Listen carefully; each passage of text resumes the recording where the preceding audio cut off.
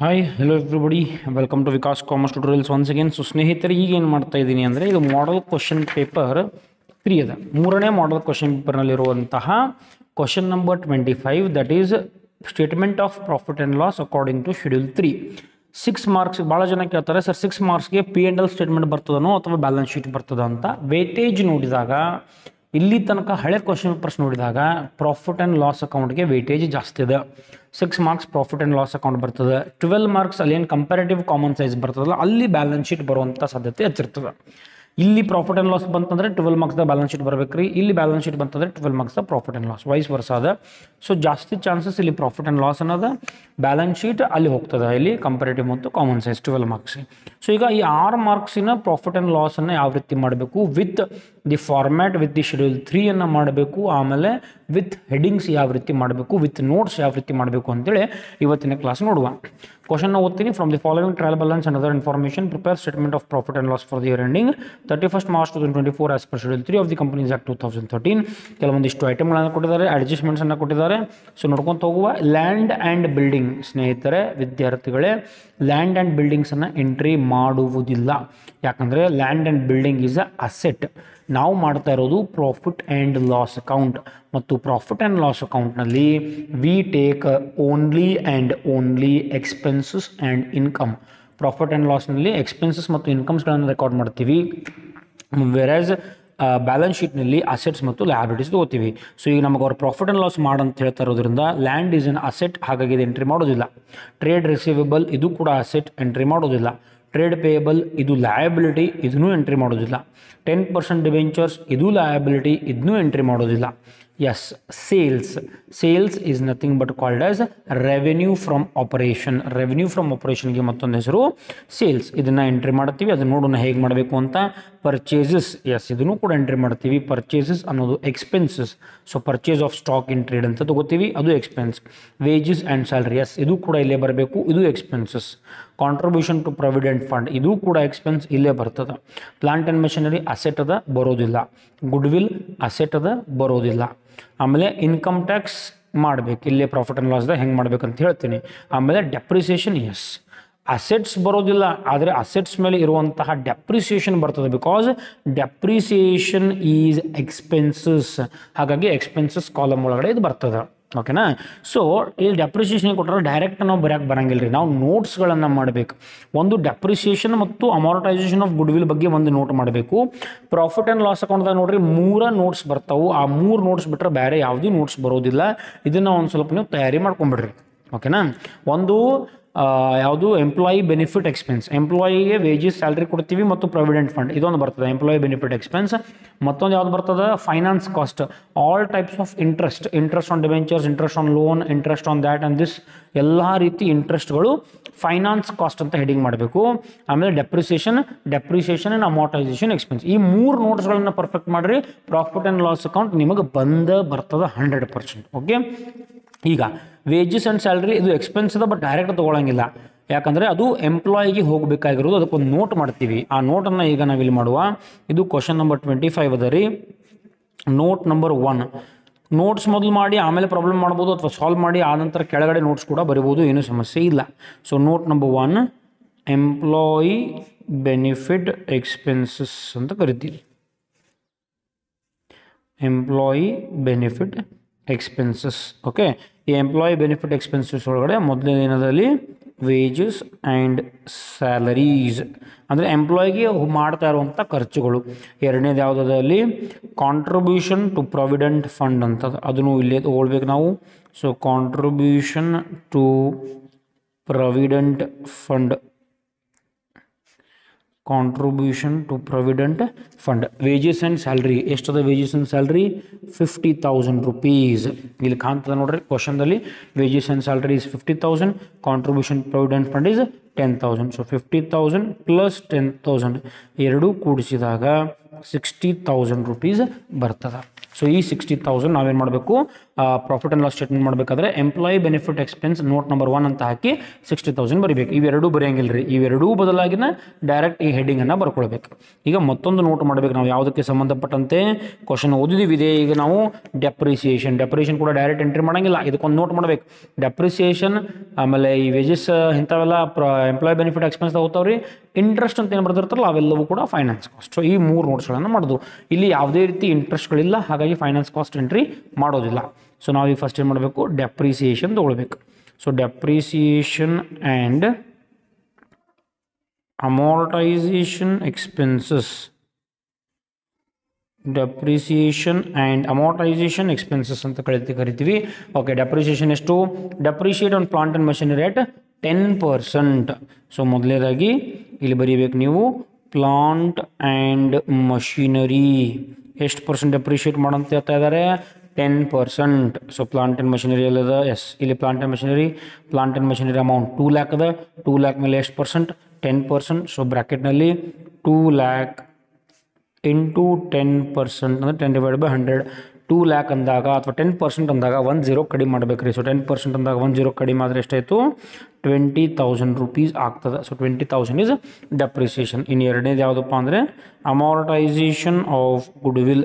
So ಇಲ್ಲಿ amortisation of goodwill ಅಂತ ಬರಿತೀವಿ. So amortisation of goodwill ಎಷ್ಟದ ನೋಡ್ರಿ, amortisation of goodwill amount ಎಷ್ಟದ? 24,000.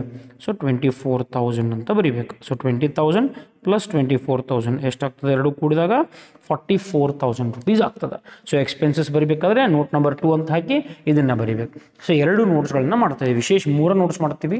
ಸೊ ಆ ಫೈನಾನ್ಸ್ ಕಾಸ್ಟ್ ಬಗ್ಗೆ ಏನೂ ಇಲ್ಲ, ಹಾಗಾಗಿ 2 ನೋಟ್ಸ್ಗಳನ್ನು ಮಾಡಿದ್ದೀವಿ. ಈಗ ನಾವೇನು ಮಾಡಬೇಕು, ಸ್ಟೇಟ್ಮೆಂಟ್ ಆಫ್ ಪ್ರಾಫಿಟ್ ಆ್ಯಂಡ್ ಲಾಸನ್ನು ಹಾಕಬೇಕು. ಸೊ ಕಾಲಮ್ಗಳನ್ನು ಹಾಕಬೇಕು. ಕಾಲಮ್ಗಳನ್ನು ಹಾಕೋಕ್ಕಿಂತ ಮುಂಚೆ ಈ ರೀತಿ ಹೆಡ್ಡಿಂಗನ್ನು ಕೂಡ ನೀವು ಬರೀಬೇಕು. Statement of profit and loss. ಇಲ್ಲಿ ಇಯರ್ ಎಂಡಿಂಗ್ ಅಂತಲೂ ಕೊಟ್ಟಿರ್ತಾರೆ ರೀ. ಸೇಮ್ ಹೆಡ್ಡಿಂಗ್ ಎಲ್ಲ ಕರೆಕ್ಟ್ ಆಗಬೇಕು. 80 out of 80 ಆಗಬೇಕಾದ್ರೆ 80 out of 80 ಸೀರೀಸ್ದು ಟಾರ್ಗೆಟ್ 80 ಅದ ಎಲ್ಲರದು. So profit and loss for the year ending, date ಕೊಟ್ಟಿರ್ತಾರವರು ಕಂಪಲ್ಸರಿ ಆ ಡೇಟನ್ನು ಕೂಡ ನೀವು ಬರೀಬೇಕು ರೀ. Year ending 31st March 2024, 31st March 2024. So ಈ ರೀತಿ ಮಾಡಿಕೊಂಡು ನಾವೇನು ಮಾಡಬೇಕಪ್ಪ ಅಂದ್ರೆ ಈಗ ಕಾಲಮ್ಗಳನ್ನು ಹಾಕಬೇಕು ರೀ. ಓಕೆ, ನಿಮಗೆ ಇಲ್ಲಿ ಕಾಣ್ತಾ ಇದೆ ಈ ರೀತಿ ಕಾಲಮ್ ಹಾಕಬೇಕ್ರಿ. ಒಂದು ಸೀರಿಯಲ್ ನಂಬರ್ ಬರ್ತದೆ, ಪರ್ಟಿಕ್ಯುಲರ್ಸ್, ನೋಟ್ ನಂಬರ್ ಮತ್ತು ಅಮೌಂಟ್. ಸೊ 7 ಹೆಡ್ಡಿಂಗ್ಸ್ ಬರ್ತಾವೆ ಇಲ್ಲಿ. ಆ 7 ಹೆಡ್ಡಿಂಗ್ಸ್ ಪ್ರಕಾರ ನಾವು ಹೋಗಬೇಕು. ಆಲ್ರೆಡಿ ಈ 7 ಹೆಡ್ಡಿಂಗ್ಸ್ ಮೇಲೆ ವಿಡಿಯೋವನ್ನು ಕೂಡ ಮಾಡಿದ್ದೀವಿ, ಅದನ್ನು ಕೂಡ ನೀವು ನೋಡ್ಬೋದು. ಈಗ ಡೈರೆಕ್ಟ್ ಅದು ನೋಡಿಲ್ಲ ಆದ್ರೂ ಪ್ರಾಬ್ಲಮ್, ಡೈರೆಕ್ಟ್ ಇಲ್ಲಿ ಮಾಡಿ ತೋರಿಸ್ತೀನಿ ನಿಮಗೆ. ಮೊದಲನೇ ಹೆಡ್ಡಿಂಗ್ ಯಾವುದು? ಕ್ವಶನ್ ಬೇಕಾಗಿಲ್ಲ ನಮಗೆ. ಈ ಫಸ್ಟ್ ಈ 7 ಹೆಡ್ಡಿಂಗ್ಸ್ಗಳು ನಿಮಗೆ ಪರ್ಫೆಕ್ಟ್ ಇರಬೇಕು ರೀ. ಮೊದಲನೇ ಹೆಡ್ಡಿಂಗ್ ಯಾವುದಪ್ಪ ಅಂದರೆ ರೆವೆನ್ಯೂ ಫ್ರಾಮ್ ಆಪರೇಷನ್ಸ್. ಈಗ ಎಷ್ಟೋ ಜನ ರೆವೆನ್ಯೂ ಫ್ರಮ್ ಆಪರೇಷನ್ಸ್ ಅಂದ್ರೆ ಅಂಜಿ ಬಿಡ್ತಾರೆ, ಹಂಗಂದ್ರೆ ಏನು ಅಂತ ಗೊತ್ತಿರಂಗಿಲ್ಲ. Revenue from operations is nothing but called as sales. So ಬ್ರಾಕೆಟ್ನಾಗ ನೀವು ಸೇಲ್ಸ್ ಅಂತಲೂ ಬರಿಬೋದು. ಇಲ್ಲಿ ಬರ್ದಾರ ನೋಡ್ರಿ ಸೇಲ್ಸ್. ಎಷ್ಟದ sales? 15 lakh rupees.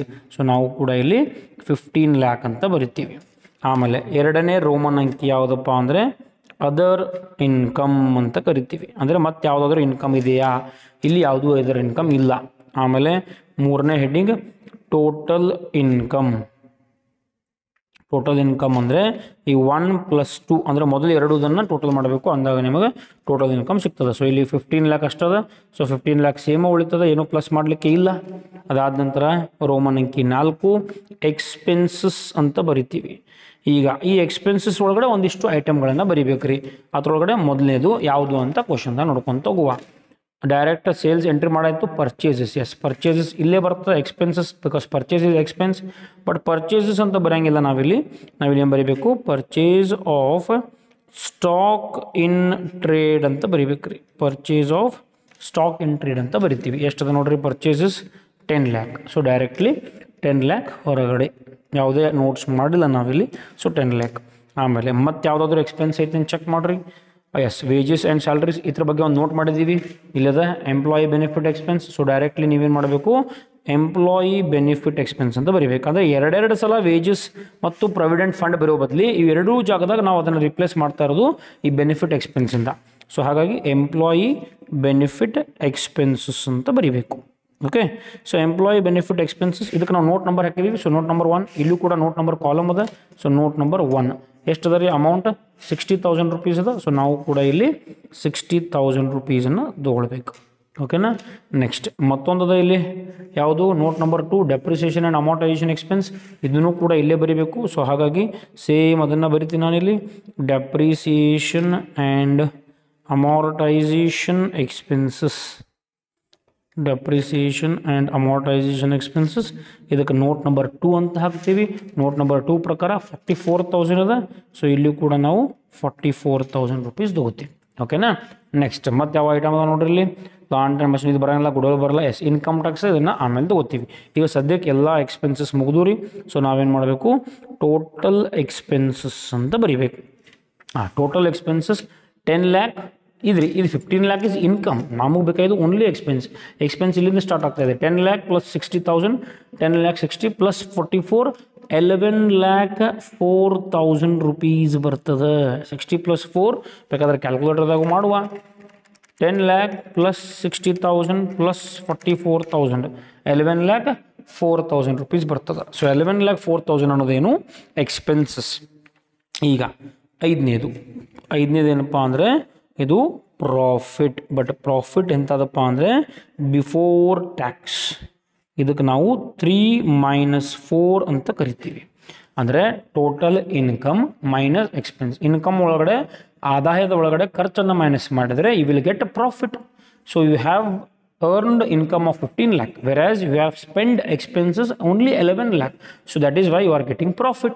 So our earnings is 15 lakh, our income is 15 lakh. In that our expenses 11 lakh 4. So minus 11 lakh 4,000 we are earning a profit of 3,96,000. Okay. Next the sixth heading is tax expenses. Compulsory ಇದೇ ರೀತಿನ ಹೆಡ್ಡಿಂಗ್ಸ್ಗಳನ್ನು ಬರೀಬೇಕ್ರಿ. Okay. So tax expenses ಎಷ್ಟದ income tax ಅಂತ ಬರ್ದಾರ ನೋಡ್ರಿ. ಇಲ್ಲಿ ಕ್ವಶನ್ದಾಗ ಬರ್ದಾರ ಅವರು ಇನ್ಕಮ್ ಟ್ಯಾಕ್ಸ್ rupees 1,09,800. ಸೊ ನೀವು ಕೂಡ ಇಲ್ಲಿ 1,09,800 ಅಂತ ಬರೀಬೇಕು.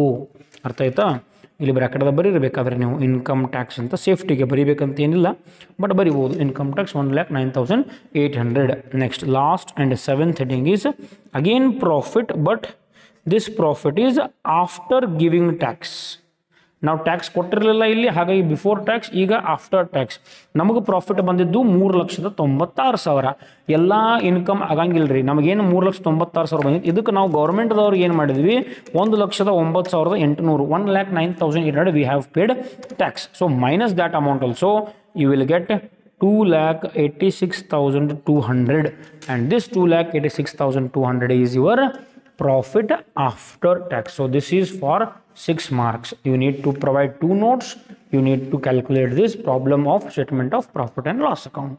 Okay, these are the 7 headings: revenue from operations, other income, total income, expense. In expense we have some items: profit before tax, income tax, and then profit after tax. Is it right? So you need to calculate in this way. Here employee benefit expense, in employee benefit expense, wages, salary, provident fund, leave encashment is involved.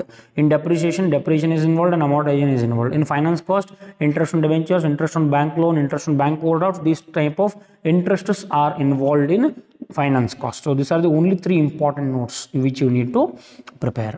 Okay, these are the some of the very important notes, and this is the one of the important problem which more than 90% chances in exam they will ask profit and loss.